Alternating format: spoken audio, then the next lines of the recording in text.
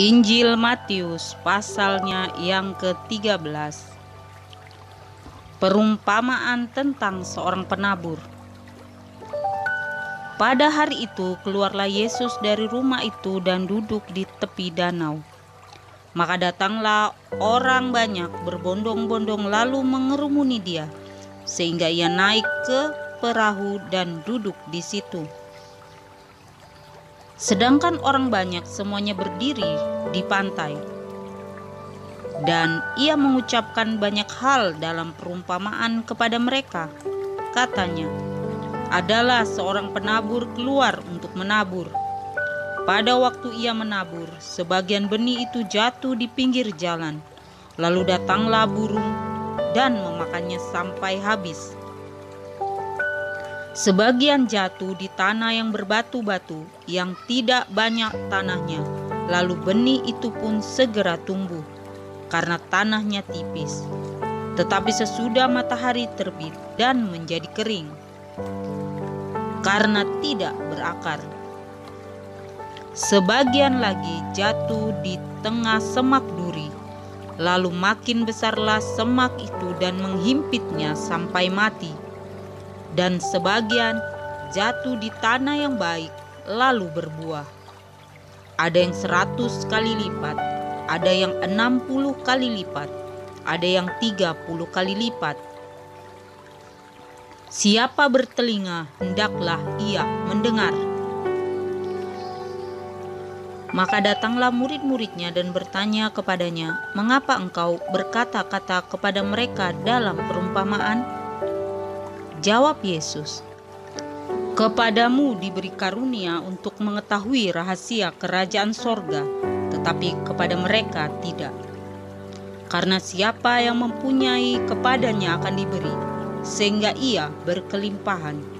Tetapi siapa yang tidak mempunyai, apapun juga yang ada padanya akan diambil daripadanya. Itulah sebabnya aku berkata-kata dalam perumpamaan kepada mereka. Karena sekalipun melihat, mereka tidak melihat, dan sekalipun mendengar, mereka tidak mendengar, dan tidak mengerti. Maka pada mereka genaplah nubuat Yesaya yang berbunyi, kamu akan mendengar dan mendengar, namun tidak mengerti. Kamu akan melihat dan melihat, namun tidak menanggap.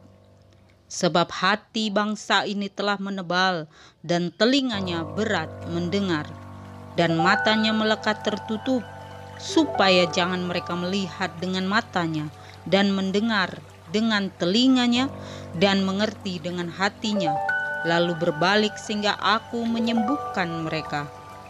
Tetapi berbahagialah matamu karena melihat dan telingamu karena mendengar. Sebab aku berkata kepadamu, sesungguhnya banyak nabi dan orang benar ingin melihat apa yang kamu lihat, tetapi tidak melihatnya, dan ingin mendengar apa yang kamu dengar, tetapi tidak mendengarnya. Karena itu, dengarlah arti perumpamaan penabur itu. Kepada setiap orang yang mendengar firman tentang kerajaan sorga, tetapi tidak mengertinya, datanglah si jahat dan merampas yang ditaburkan dalam hati orang itu. Itulah benih yang ditaburkan di pinggir jalan. Benih yang ditaburkan di tanah yang berbatu-batu ialah orang yang mendengarkan firman itu dan segera menerimanya dengan gembira. Tetapi ia tidak berakar dan tahan sebentar saja. Apabila datang penindasan atau penganiayaan karena firman itu, orang itu pun segera murtad. Yang ditaburkan di tengah semak duri ialah orang yang mendengar firman itu, lalu kekhawatiran dunia ini dan tipu daya kekayaan menghimpit firman itu sehingga tidak berbuah. Yang ditaburkan di tanah yang baik ialah orang yang mendengar firman itu dan mengerti. Perumpamaan tentang ladang di antara gandum. Yesus membentangkan suatu perumpamaan lain lagi kepada mereka. Katanya, hal kerajaan sorga itu seumpama orang yang menaburkan benih yang baik di ladangnya. Tetapi pada waktu semua orang tidur, datanglah musuhnya menaburkan benih lalang di antara gandum itu, lalu pergi. Ketika gandum itu tumbuh dan mulai berbulir, nampak jugalah lalang itu. Maka datanglah hamba-hamba tuan ladang itu kepadanya dan berkata, Tuan, bukankah benih baik yang Tuan taburkan di ladang Tuan? Dari manakah lalang itu?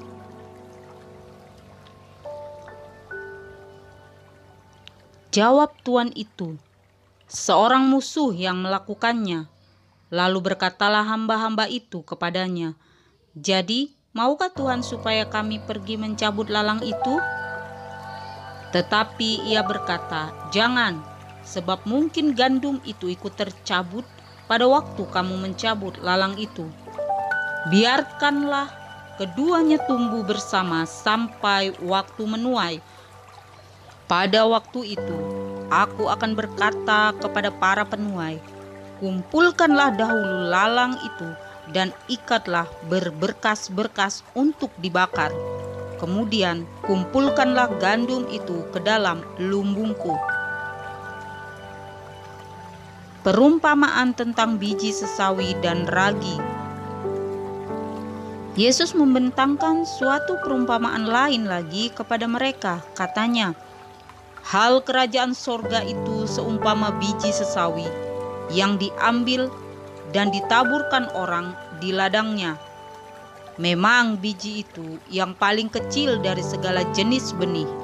Tetapi apabila sudah tumbuh, sesawi itu lebih besar daripada sayuran yang lain, bahkan menjadi pohon, sehingga burung-burung di udara datang bersarang pada cabang-cabangnya. Dan ia menceritakan perumpamaan ini juga kepada mereka. Hal kerajaan sorga itu seumpama ragi yang diambil seorang perempuan dan diadukkan ke dalam tepung terigu 3 sukat sampai khamir seluruhnya. Semuanya itu disampaikan Yesus kepada orang banyak dalam perumpamaan. Dan tanpa perumpamaan suatu pun tidak disampaikannya kepada mereka, supaya genaplah firman yang disampaikan oleh Nabi. Aku mau membuka mulutku mengatakan perumpamaan. Aku mau mengucapkan hal yang tersembunyi sejak dunia dijadikan. Penjelasan perumpamaan tentang lalang di antara gandum. Maka Yesus pun meninggalkan orang banyak itu lalu pulang. Murid-muridnya datang dan berkata kepadanya, jelaskanlah kepada kami perumpamaan tentang lalang di ladang itu. Ia menjawab, katanya, orang yang menabur benih baik ialah anak manusia. Ladang ialah dunia. Benih yang baik itu anak-anak kerajaan, dan lalang anak-anak si jahat. Musuh yang menaburkan benih lalang ialah iblis. Waktu menuai ialah akhir zaman, dan para penuai itu malaikat. Maka seperti lalang itu dikumpulkan dan dibakar dalam api, demikianlah juga pada akhir zaman. Anak manusia akan menyuruh malaikat-malaikatnya, dan mereka akan mengumpulkan segala sesuatu yang menyesatkan dan semua orang yang melakukan kejahatan dari dalam kerajaannya. Semuanya akan dicampakkan ke dalam dapur api. Di sanalah akan terdapat ratapan dan kertakan gigi. Pada waktu itulah orang-orang benar akan bercahaya seperti matahari dalam kerajaan Bapa mereka. Siapa bertelinga, hendaklah ia mendengar. Perumpamaan tentang harta terpendam dan mutiara yang berharga. Hal kerajaan sorga itu seumpama harta yang terpendam di ladang, yang ditemukan orang, lalu dipendamkannya lagi. Oleh sebab sukacitanya, pergilah ia menjual seluruh miliknya lalu membeli ladang itu.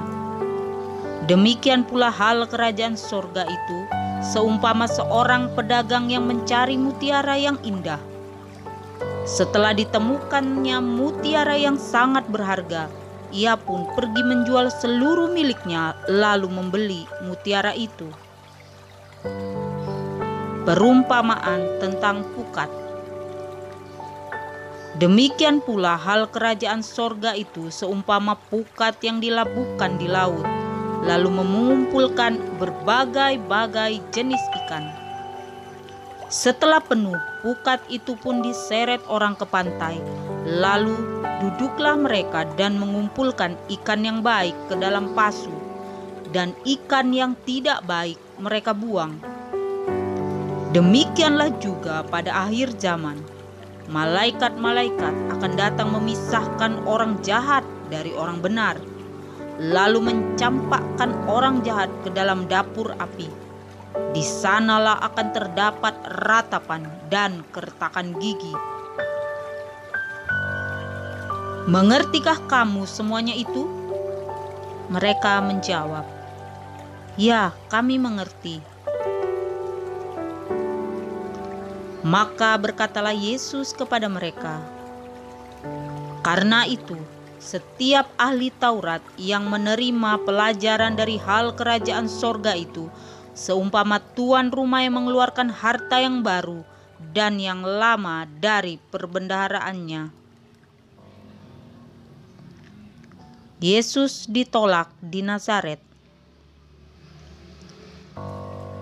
Setelah Yesus selesai menceritakan perumpamaan-perumpamaan itu, ia pun pergi dari situ.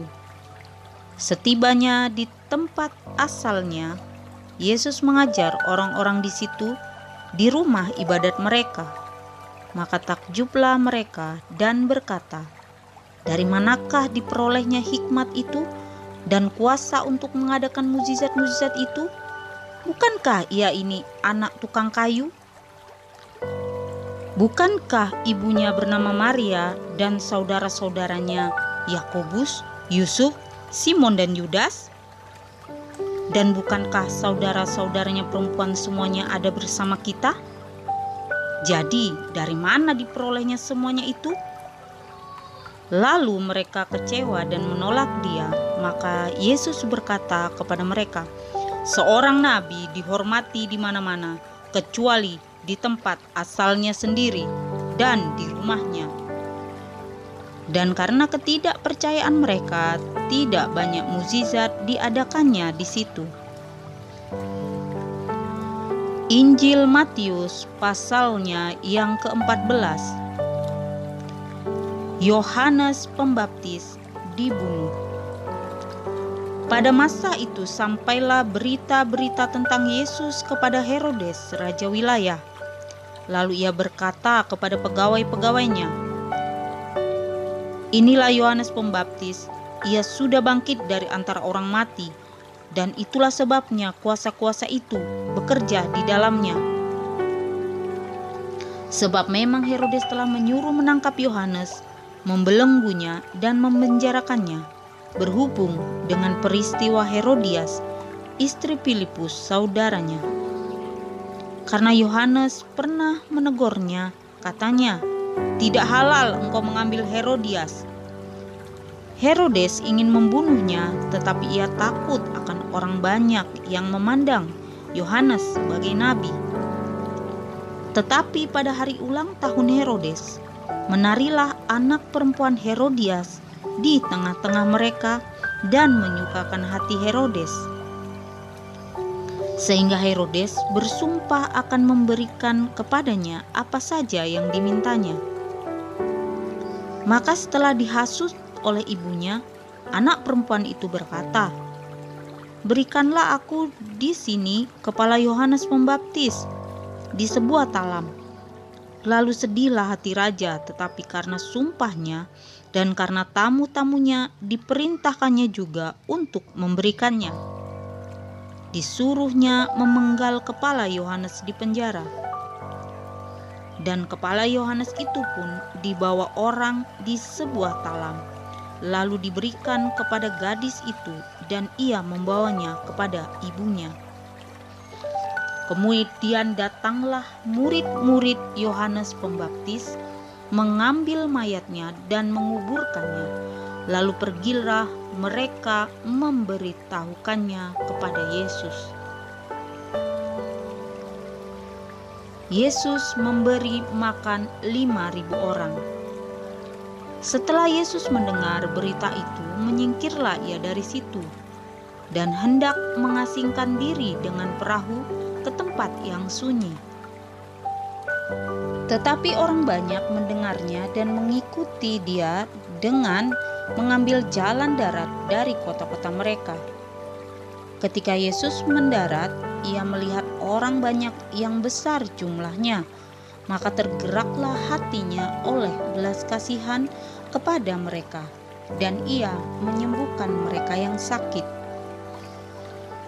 Menjelang malam, murid-muridnya datang kepadanya dan berkata, "Tempat ini sunyi dan hari sudah mulai malam. Suruhlah orang banyak itu pergi supaya mereka dapat membeli makanan di desa-desa."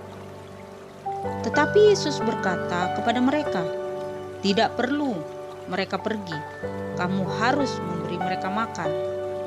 Jawab mereka, "Yang ada pada kami di sini hanya 5 roti dan 2 ikan." Yesus berkata, "Bawalah kemari kepadaku." Lalu disuruhnya orang banyak itu duduk di rumput. Dan setelah diambilnya 5 roti dan 2 ikan itu, Yesus menengadah ke langit dan mengucap berkat, lalu memecah-mecahkan roti itu dan memberikannya kepada murid-muridnya. Lalu murid-muridnya membagi-bagikannya kepada orang banyak, dan mereka semuanya makan sampai kenyang. Kemudian orang mengumpulkan potongan-potongan roti yang sisa 12 bakul penuh. Yang ikut makan kira-kira 5.000 laki-laki, tidak termasuk perempuan dan anak-anak. Yesus berjalan di atas air.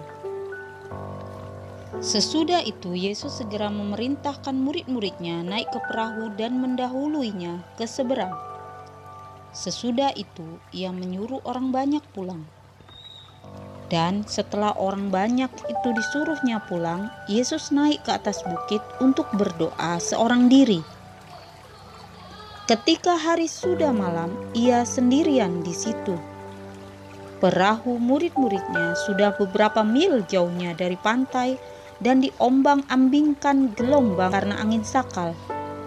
Kira-kira jam 3 malam datanglah Yesus kepada mereka berjalan di atas air. Ketika murid-muridnya melihat dia berjalan di atas air, mereka terkejut dan berseru, "Itu hantu!" Lalu berteriak-teriak karena takut. Tetapi segera Yesus berkata kepada mereka, "Tenanglah, aku ini, jangan takut." Lalu Petrus berseru dan menjawab dia, "Tuhan, apabila Engkau itu, suruhlah aku datang kepadamu berjalan di atas air." Kata Yesus, "Datanglah." Maka Petrus turun dari perahu dan berjalan di atas air mendapatkan Yesus. Tetapi ketika dirasanya tiupan angin, takutlah ia dan mulai tenggelam, lalu berteriak, "Tuhan, tolong aku!" Segera Yesus mengulurkan tangannya, memegang dia dan berkata, "Hai orang yang kurang percaya, mengapa engkau bimbang?" Lalu mereka naik ke perahu dan angin pun redalah. Dan orang-orang yang di perahu menyembah dia, katanya, "Sesungguhnya engkau anak Allah." Yesus menyembuhkan orang-orang sakit di Genesaret. Setibanya di seberang, mereka mendarat di Genesaret. Ketika Yesus dikenal oleh orang-orang di tempat itu, mereka memberitahukannya ke seluruh daerah itu. Maka semua orang yang sakit kepadanya. Mereka memohon supaya diperkenankan menjamah jumbai jubahnya, dan semua orang yang menjamahnya menjadi sembuh.